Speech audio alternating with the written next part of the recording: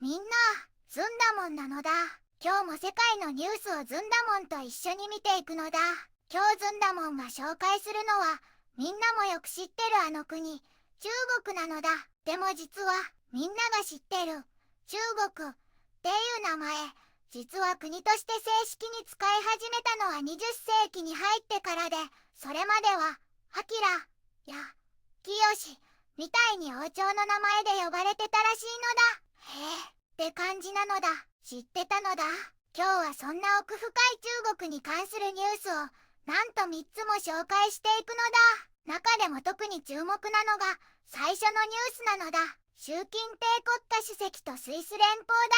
大統領が国交樹立75周年に祝電交換という記事なのだ。中国とスイスがね、国交樹立75周年をお祝いしたんだって。異なる社会制度を持つ国同士がどうやって協力してきたのか、これからどうなっていくのか、とっても興味深いのだ。これからも世界のいろんなニュースを楽しく伝えていくから、高評価とチャンネル登録、ぜひよろしくなのだ。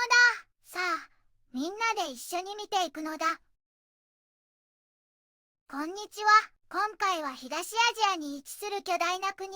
中国について紹介するのだ。首都は壮麗な北京で、世界第3位の広大な国土を持っているのだよ。中国は数千年の歴史を持つ文明の発祥地の一つで、皇帝が統治した時代が長く続いたけれど、今は社会主義共和制を採用しているのだ。なんと世界で最も人口が多く、約14億人もの人々が暮らしているのだ。経済面では、世界の工場として知られ、製造業が非常に盛んなのだ。最近では IT や AI 分野でも目覚ましい発展を遂げ、世界経済に大きな影響力を持っているのだ。文化も非常に豊かで、万里の長城やパンダ、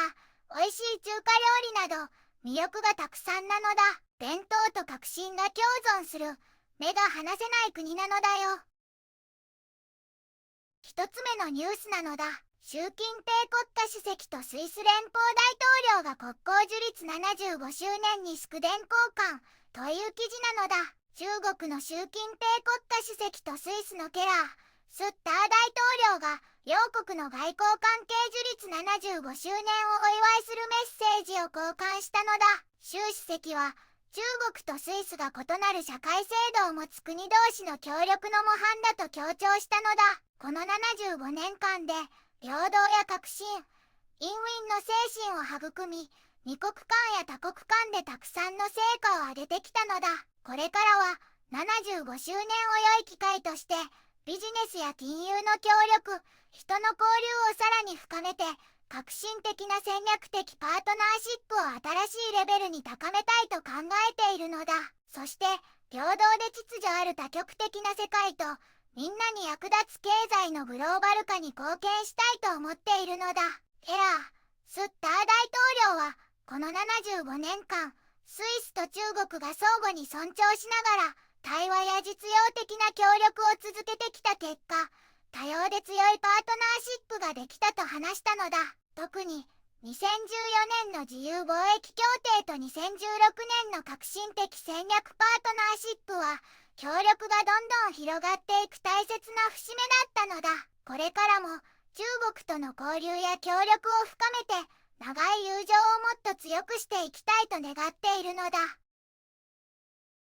二つ目のニュースなのだ。習主席とリヒテンシュタイン世州皇太子、国交75周年で祝意交換という記事なのだ。中国の習近平国家主席とリヒテンシュタインのアロイス・ヨツギ公が両国の国交樹立75周年を記念してお互いに心からお祝いのメッセージを交換したのだ。習主席はこの75年間、中国とリヒテンシュタインがずっと相互尊重と信頼を大切にして友好的な交流と協力を進めてきたことを強調したのだ。大小の国が仲良く共存し、お互いに利益になる協力ができる素晴らしいお手本を示しているって言っていたのだ。これからもアロイス公と協力して両国の友情と協力関係をもっともっと深めていきたいって話していたのだ。アロイス公も国交樹立以来、両国は友情を大切にして交流を深めてきたのだって言っていたのだ。協力できる分野もどんどん増えて、お互いに支え合いながら安定して信頼できるパートナーシップを築けたことを喜んでいたのだ。特に今の時代はいろんな課題があるから、この関係がとっても大切だって考えているのだ。これからも両国は交流と協力をさらに強化して、一緒に発展と繁栄を目指していくって確信しているのだ。未来がとっても楽しみなのだ。3つ目のニュースなのだ。米中マドリードで経済貿易協議開始という記事なのだ。みんなニュースなのだ。9月14日の日曜日にね、スペインのマドリードで中国とアメリカの代表団が会合を開いたのだ。経済と貿易のとっても大事な問題について話し合ったそうだよ。これからの世界がどうなるか、ずんだもんも気になっているのだ。今回は中国の歴史、文化、経済、そして国際関係について紹介したのだ。スイスやリヒテンシュタインと国交75周年を祝い、英国とは経済協議を行うなど、世界各国と協力し影響力を高めているのだ。伝統と革新が共存する中国から、ますます目が離せないのだ。これからもその動向に注目なのだ。